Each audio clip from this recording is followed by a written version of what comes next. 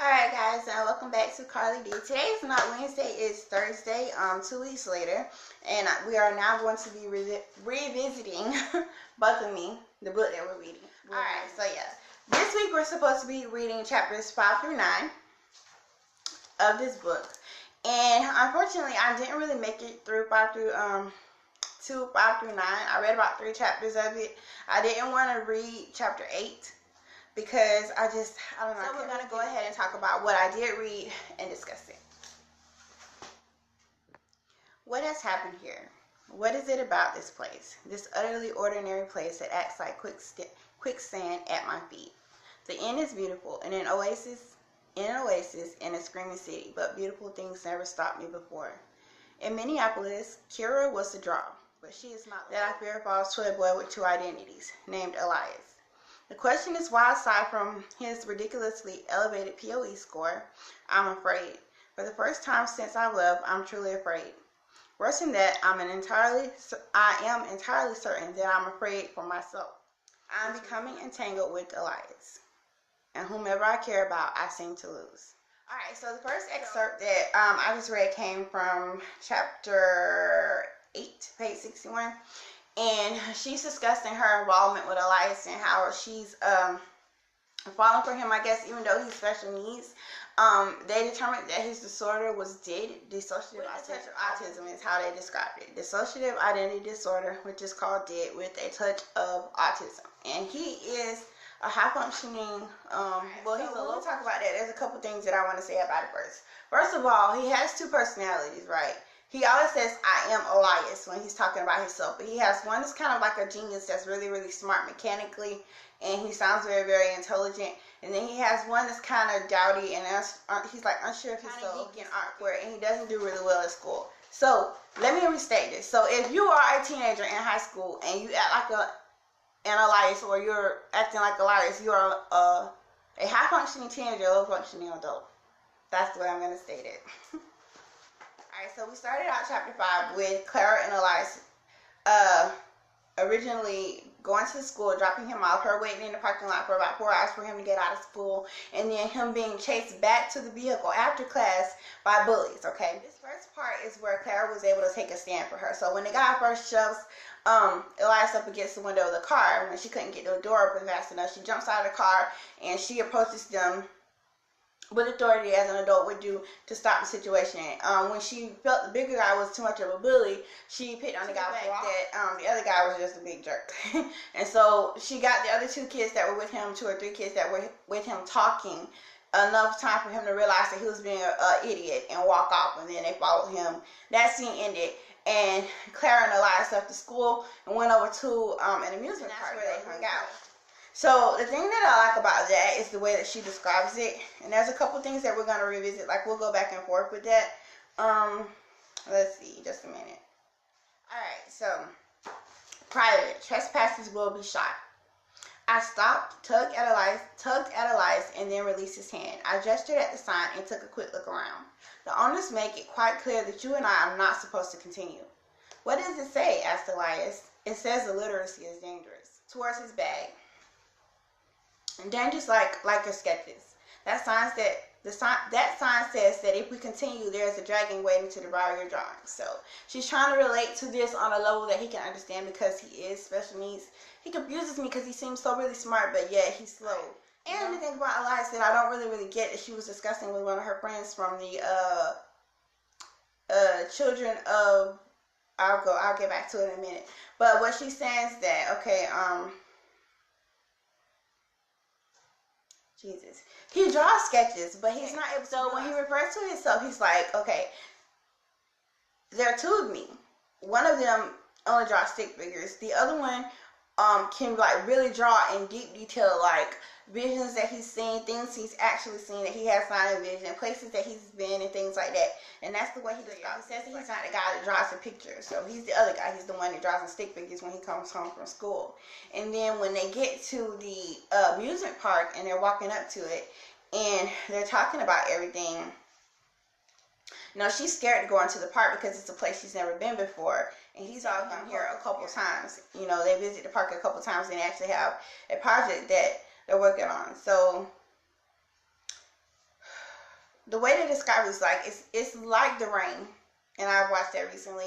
It's like an old music. Well, it's like anything. It's an old music park there, like some old rides and things like that, hanging around, and old like puppets. What are they called? The little puppets or whatever. Probably from things that they did. They're hanging there with the teeth hanging all out and stuff like that, looking really funny and kind of scary and intimidating. And she was afraid of that. She was afraid. Right, so here goes.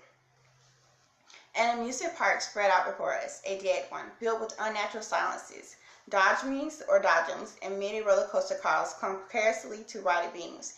A small Ferris wheel tilted, 3 capsules fallen and mangled beneath. A child's mouth hissed. But it was the silence that gripped me, an unholy, chilling silence. The squeals and shots of little ones replaced by the whispers of wind whistling through vacant crevices and collapsed rides. I was in the cinema flick. One where the hero returns to New York City in the dystopian future and finds nobody. The world was empty, so I was alone. Well, alone with both me and Elias. So that's the part that I was talking about. I find that really interesting. And so I love the imagery that she puts forth because it brings like a scary movie to mind for you, like for the people that have like a photographic memory or they're really dramatic in the way they think. That's what I see, like a really crazy dead looking amusement park where murders might happen, stuff like that. You never know, right? So yeah, that's what I find. So this page, that's alright. So as they get into the park and they're exploring everything, Elias takes Clara directly to where he wants to show her, to what he wants to show her, and it's described as this. Alright, so this is what you want to show me? Elias grinned. Nope. He backed away from the pit and walked to an old service garage. He flung back a sheet, and beneath was, well, what exactly is it? He scrambled on top of the vehicle, part Jeep, part Dodgem, parts, parts from things that have fell to the ground. I named her. He swept his hand through the air. The Elias. It's not sheepishly. I could think of a better name if you want me to. I walked around both the machine and its maker, a little in awe, a lot confused. So yeah, that's that part. And so basically what he wants to show her is a car that he built, that he wants to kind of turn into a hover car. You know how the rides have bumper cars that look like hover cars? Basically today what they're going to do is take out his car for a ride, the car that he called the Elias. So they climb into the car. You're a part-time mechanical genius and a part-time autistic bloke, all wrapped up in a handsome package that seems to manage with 2 personalities trading places inside. And that's the way she describes him. That's the man. Just to let him know how excited about being with him in this experience that she is. So yeah. Alright, blast. In an instant, I leaped the chasm from fear to affection. So that means whatever she was going from that she feared in the situation, it changed in a moment. Like she was like so in awe of him. I wanted to kiss him. No, I wanted him to kiss me, and I didn't know why. Before I do something stupid, you can't tell me a thing about the pictures you drew or parts of it you drew. You swear you don't know any more about what you drew? Okay. Or about me than what you showed me? So on the plane, she was attracted to his drawings and then his, appearance or whatever. She thinks that the sketches that he had in his sketchbook were of her and things that she's done in her life with her family members, her and her friends. And she keeps revisiting the idea of him knowing things about her that he doesn't know, or knowing her from somewhere else. And he's telling her, like, I don't know you. I know that you're pretty. I know that I shook your hand. Like he's going 1, 2, 3, like these are the things I know about you.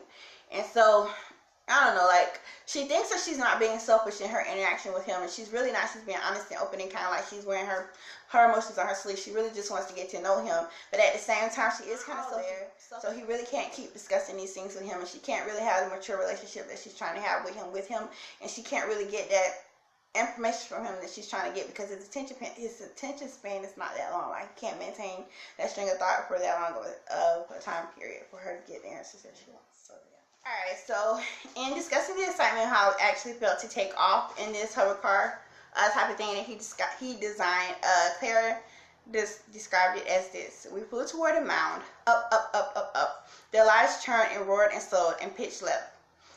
Elias, the tire that just fell off the vehicle. Like, do we need that or whatever? Like, is it important? So, like, one of the tires fell off the vehicle. And he's like, I got this. He winced. I'll need to straighten her out. And he spun the wheel.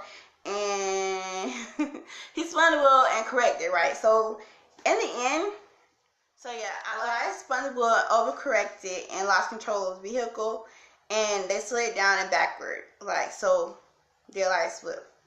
So it was odd. They went sliding, you know, skidding up and down. They never like hit anything and hurt themselves, so they never became unfloated because of what it was kind of real. But they did get in an accident, and Elias went from a fully conscious state to a mildly unconscious state where he slipped into what she calls a crack, and he needed to get from underneath because he described his disease as if he slips into a space that he can't really get out of and he needs help, and that's where Salem comes in. So in the end, she's trying to get out of the car and she doesn't really know how to get out by herself, so she's asking Elias for help, and he changes his personality. He says, "You won't get anything from me.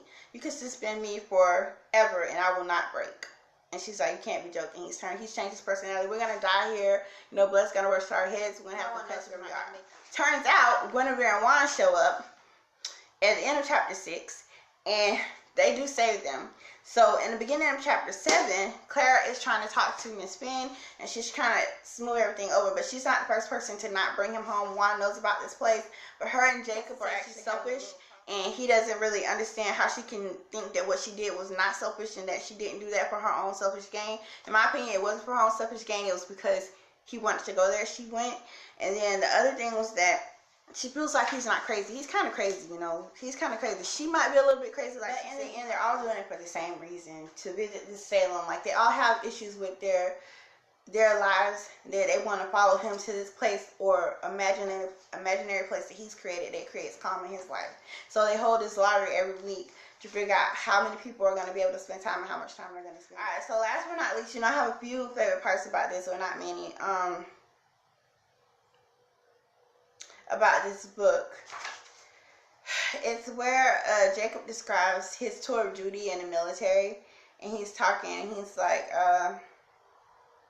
so they're in the garden shed, and they're talking to everybody, and she's scared to go inside and meet his mom and, you know, discuss the situation. And Jacob was like, "I saved you from the horrors of a microphone. Years ago, in a country I knew nothing about, I sent hundreds of souls to hell. Where was my heart then?" And she was like, "That was your job." I pressed into his shoulder,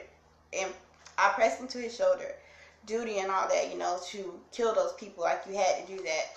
He was like, "Yeah, but..." Basically, she told him he had no choice. She was like, "You had no choice. Okay, you were instructed to that." He was like, "Yeah, giving orders, but do you really believe that I had no choice?" Like, no one can be forced to do something they don't want to do. He forced a smile, and he kind of faded off into the argument that they were having. He was like, "Back then, I truly was a metal man." You know, like, he's basically saying that he had no heart, like he was a man with no heart.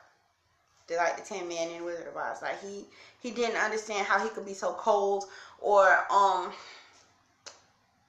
cold and unfeeling, uncaring in that situation. So he's expressing guilt. I find it odd because most military people, like, I don't sit down and talk to. I've never actually heard anyone discuss how they feel about being in the military and killing people and how it affects them. Like, I've heard of post-traumatic stress disorder or PTSD or whatever, but I've never actually heard how anyone felt about it and how much of it. Because to me, that sounds like depression. So yeah, that sounds like depression and guilt. That's guilt and depression, and yeah, I don't want that. So they go back to the inn, and Elias is there, and Clara finally goes in to talk to Mrs. Finn, Guinevere, Elias's mom. Basically, this is where I stop, because they're going to discuss a lot of things when they're in the end, but what I want to talk about is the fact that she is still at this spot. Like, you went there to get your bag that you lost. Why are you still there? Why did you leave? She spent the night. She took him somewhere. She ate breakfast. She went to the amusement park. Like, she does not want to leave. Like, what are you running from? Whereas Kira, speaking to FFA, when she does this whole lying blogging thing that she does, by the way, she is a blogger and she lies sometimes. It's like, it says, help support children of incarcerated parents. 500 days of wonder, 500 days of hope. And this is day 241 for her. She's talking to her friend FFA, which is a guy. She gives like a POE score of 20, you know. And she's saying that she's scared about it and everything like that. They're making jokes back and forth. And then she's telling him, you know, he's useless. Do you believe in mentalism and stuff like that? She's like, most of the time, he says, most of the time, these things that you're going through, these are mind tricks. Nobody can read your mind. But like, the people that she's with have a special connection or some kind of psychic connection, and she wants to know if again, if it's possible for him to know things about her that he should not know, being that he hasn't ever met her before. So yeah. All right. I'll stop. My feelings about this chapter are quick. They're really quick because I only read the 3 chapters. I didn't get to the 4th one, so there's something that I'm really missing at the end, but I don't really feel like reading right now. But all right, so. And this one, the thing that I'm most excited about is the fact that Clara and Elias got to know each other a little bit more. Miss Guinevere she's a really good mom. She's really, she got to be the hero because her and Juan knew exactly where to go to find Elias and Clara. And so when taking risks like that, you know, you want to make sure that someone knows where you are. But him being special needs is very, very important that she knew his schedule, knew his ride, knew his deviations and stuff like that. So she's a really good mom. That's another point that makes me happy. How, what about him the group is, that's interesting also. They like her, but at the same time, and coming to their defense, they're all showing their selfishness and their reasons for being there. They're talking about how the Hispanic guy Juan, he's like, he feels like in Salem or in this imaginary place he's created this inn. He has a sense of family, and then Jacob is like an empty shell before he came to the inn with Guinevere and Elias, and he feels like this is his family. He didn't have anything left for his inn after his tour duty in the war, and I guess he's learning to be more human, more normal, and he's saying that being in Salem is a good experience for him. So I really can't wait to get started reading that next week, but I'm really taking my time. I'm going to be doing this about every 2 weeks because I saw before I did one, and then about 2 weeks later I did another one, so it's probably 2 weeks later now, and it's a Thursday, and I'm doing the 3rd one. I really could have read this in a week, but I'm a little bit stressed, so I'm taking my time with it so that I can enjoy it. Please leave a comment below or like a video, a book club meeting entry. Like, what did you think of chapters 5 through 9? You can go straight through 5 through 9, all 4 chapters. What was your reading experience like? What did you take from it? What did you what's the most exciting part? You know, video response. Let me know what you felt about that and how if you're interested in continuing with book club after both of me is done. And what books you like to read, because this is my first book. I love to read something that someone else recommends next time. So anyway, guys, thank you so much for joining me on Carli D for Book Club, and continue reading both of me. Have a great day.